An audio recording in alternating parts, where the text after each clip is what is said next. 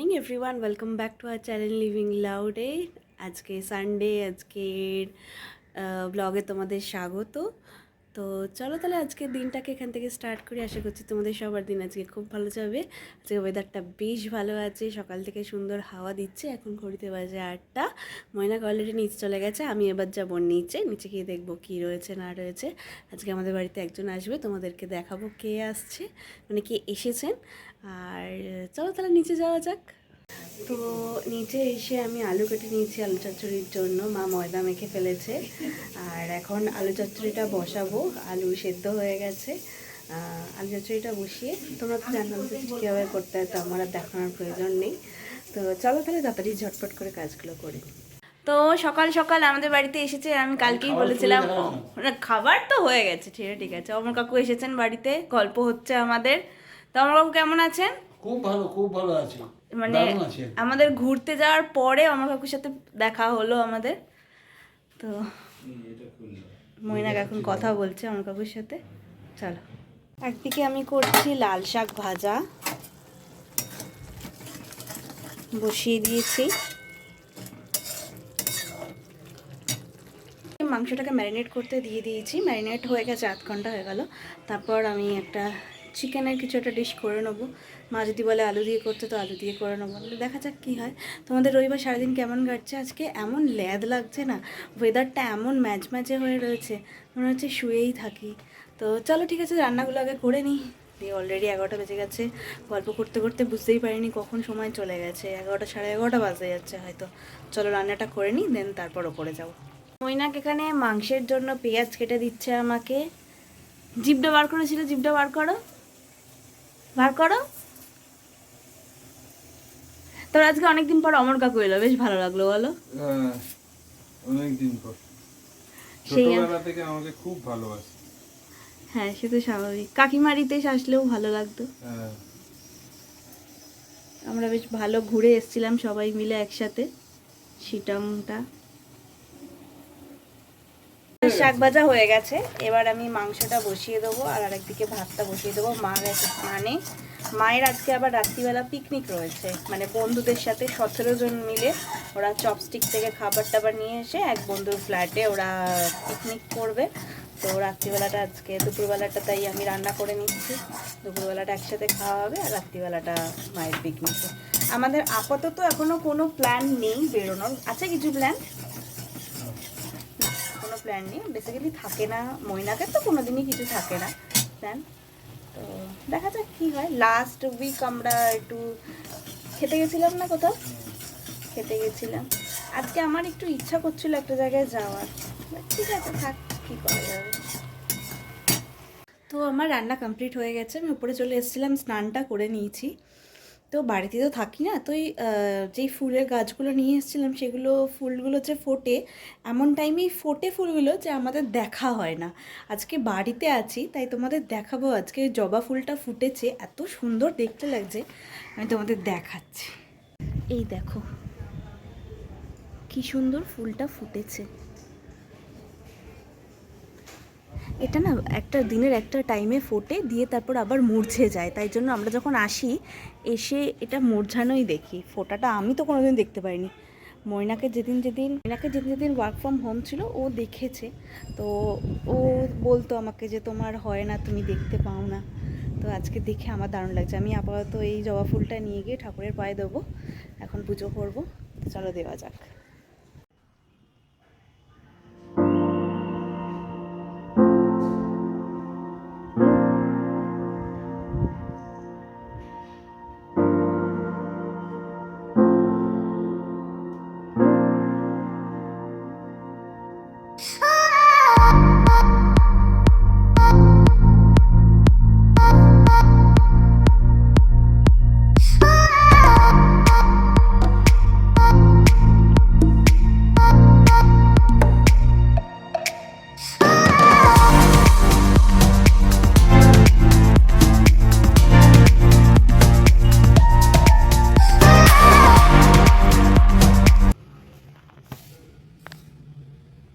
এই just lunch সেরে ওপরে উঠে আসলাম, একটু রেস্ট নেবো। এখন রেস্ট নিয়ে আমরা বেরোবো, মানে আমি আর মৈনাক বেরোবো।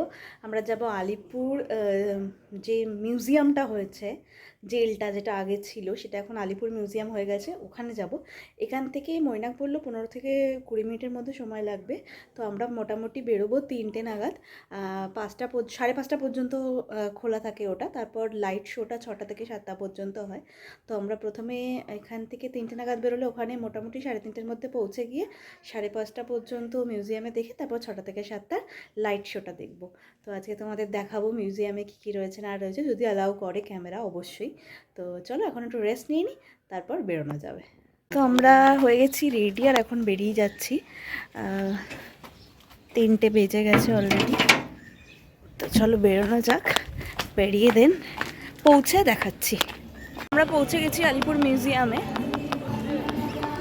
টিকিট কাটা হয়ে গেছে, 30 টাকা করে টিকিট এখানে, আর 100 টাকা করে হচ্ছে কিসের জন্য 100 টাকা করে লাইট শো এর ticket, light and sound show এর টিকিট 100 টাকা করে। তোমাদের টোটাল 260 টাকা লাগলো।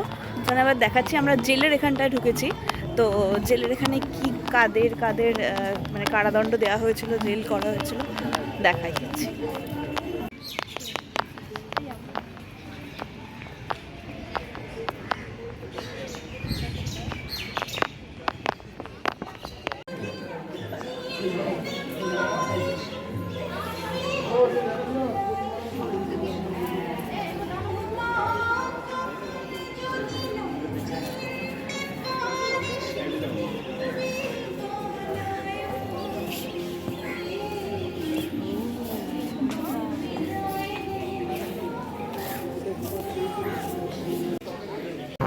জেল,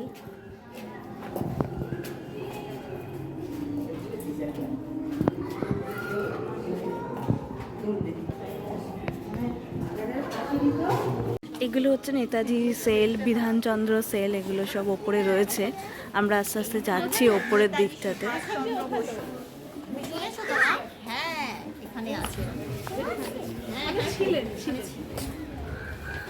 এটা সেল।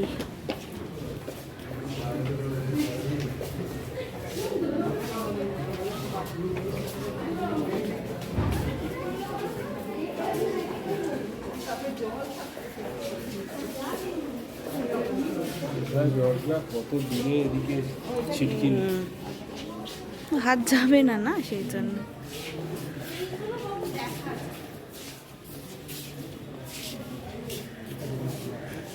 এই সেলটায় ডক্টর বিধানচন্দ্র ছিলেন।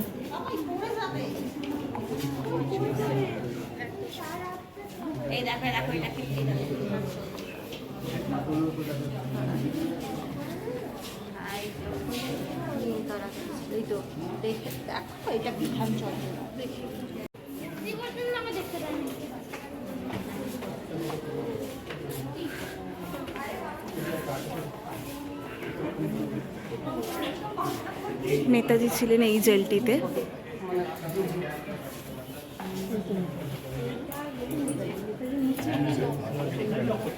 এই জেলটিতে ছিলেন দেশবন্ধু চিত্তরঞ্জন দাস। 14ই ফেব্রুয়ারি 22 থেকে 9ই আগস্ট 1922 পর্যন্ত।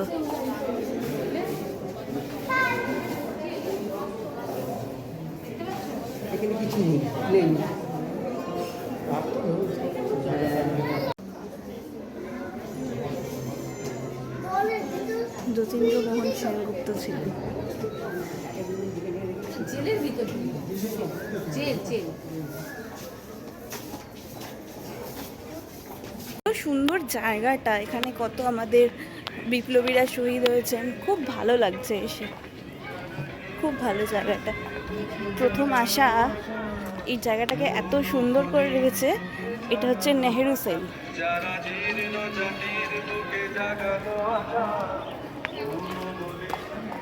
নেহেরু সেলে ঢুকছি।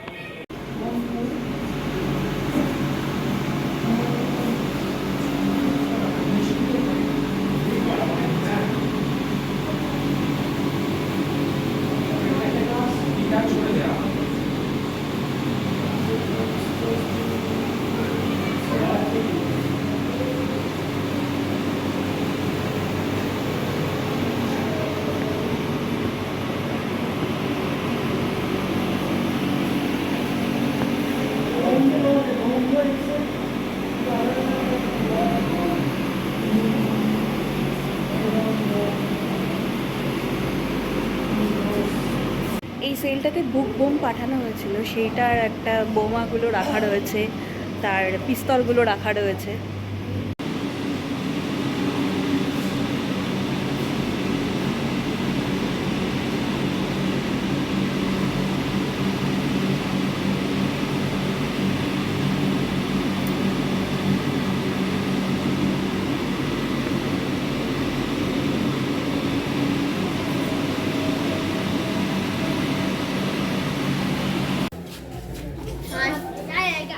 এগুলো হচ্ছে জেলে কারাবন্দীদের জীবন চর্চা, তারা কিভাবে থাকতো।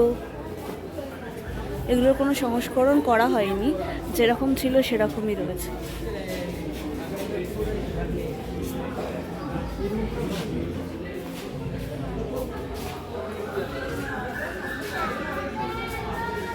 এটা বেশ ভালো, ভেতরটা চলো।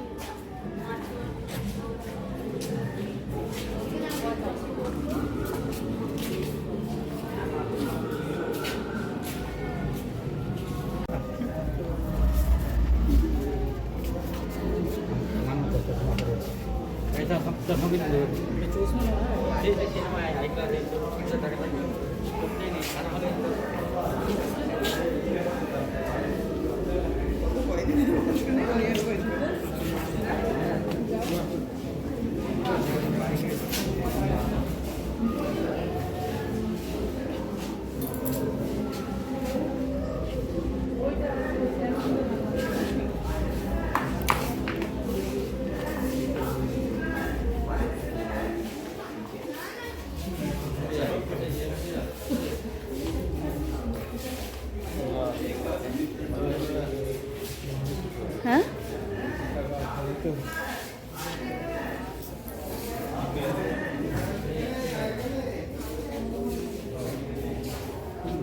খুব ন্যাচারাল বানিয়েছে।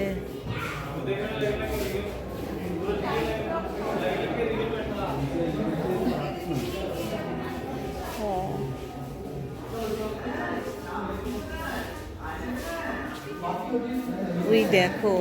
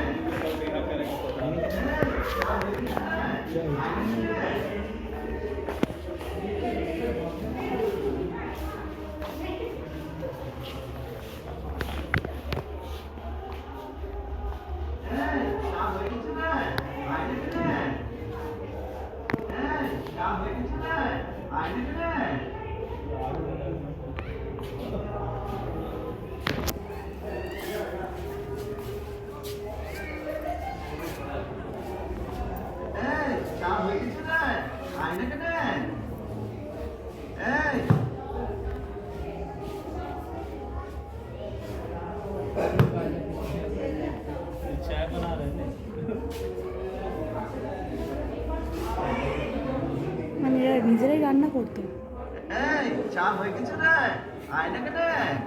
জেলবন্দিরা এখানে সব কাজ করতো, জেলার বোঝাচ্ছে। এই যে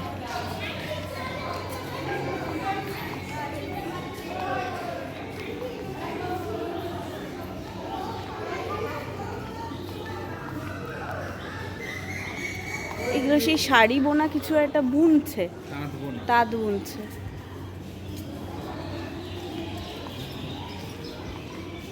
এইসব কাজ ওদের করতে হতো। হ্যাঁ, তাকাও, তাকিয়ে বলো। সত্যি যাদের সশ্রম কারাদণ্ড হতো, হ্যাঁ, যাবজ্জীবন কারাদণ্ড। যাবজ্জীবন বলে হয়, যাবজ্জীবন হলে তো ঠিক আছে, যাবজ্জীবন সশ্রম কারাদণ্ড। আচ্ছা, সশ্রম, হ্যাঁ, কাজ করবে, হ্যাঁ, মাইনেও পাবে। আচ্ছা, সেই হিসেবে ওরা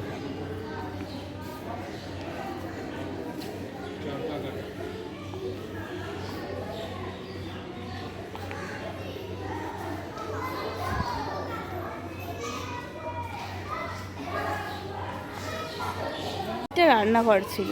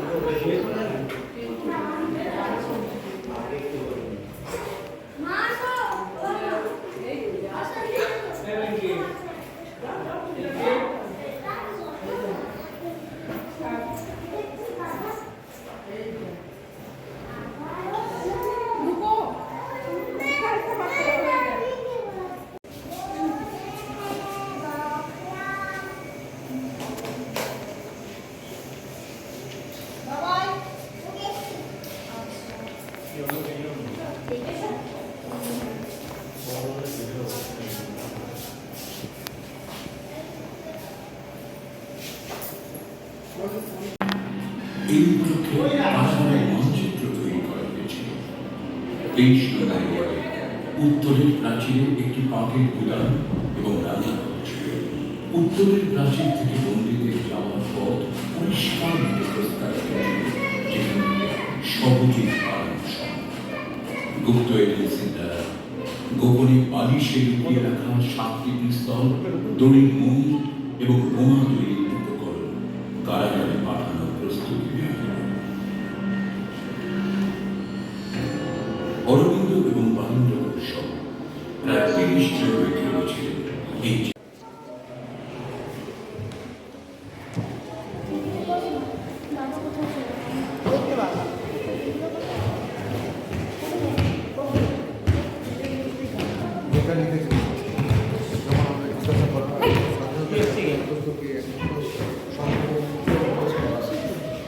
আমরা এই জাস্ট দেখে বসলাম।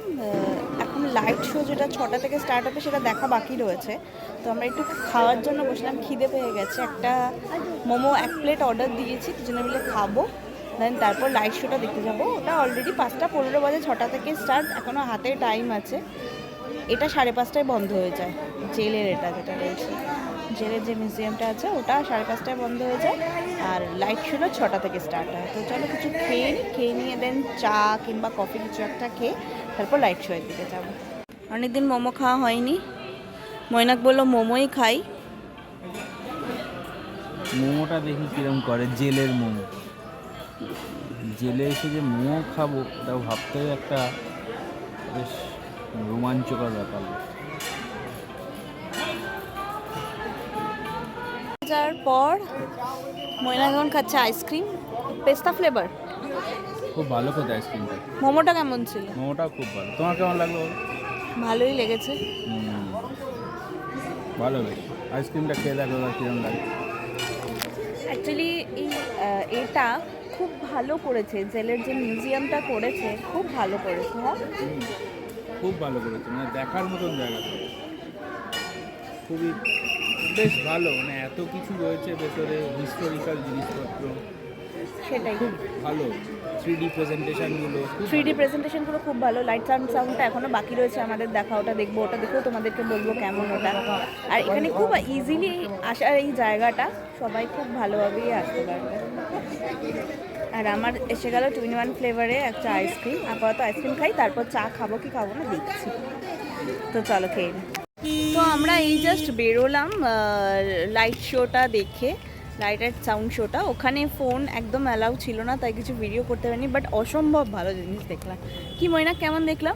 দারুণ লাগলো, দারুণ দেখলাম, মানে গায়ে কাটা দিচ্ছিল এমন দেখালো। তো ওইটা একদম ফটোগ্রাফি ভিডিওগ্রাফি অ্যালাউড নয়, তাই জন্য কিচ্ছু করতে পারিনি ওটা। বাট আজকে একটা বেশ ভালো, খুব ভালো এক্সপিরিয়েন্স হলো। এখন যাচ্ছি বাড়ি, আর মৈনাকের স্নেহাংশ এখন দাঁড়িয়ে রয়েছে, মৈনাকের বন্ধু নয় জুনিয়র, সে পাড়ারই দাঁড়িয়ে রয়েছে। তো চলো যাই, আমি দাঁড়াবো না, আমি বাড়ি চলে যাব। তো মৈনাক এখন গিয়ে আড্ডা মারবে। তো চলো যাওয়া যাক বাড়ি।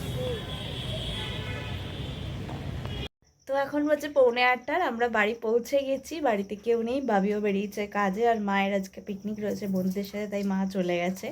তো এখন আপাতত মৈনাক করছে আমার জন্য একটু চা, বেশ মাথাটা ধরে গেছে, একটু চা না খেলে হবে না। সেই সকালবেলা চা খেয়েছিলাম, তারপর থেকে বিকালবেলা চা খাই, আর চা খাওয়া হয়নি। তো এখন একটু চা খাবো, দেন চা খেয়ে কিছু কাজ আর নেই, একটু রেস্ট নেবো।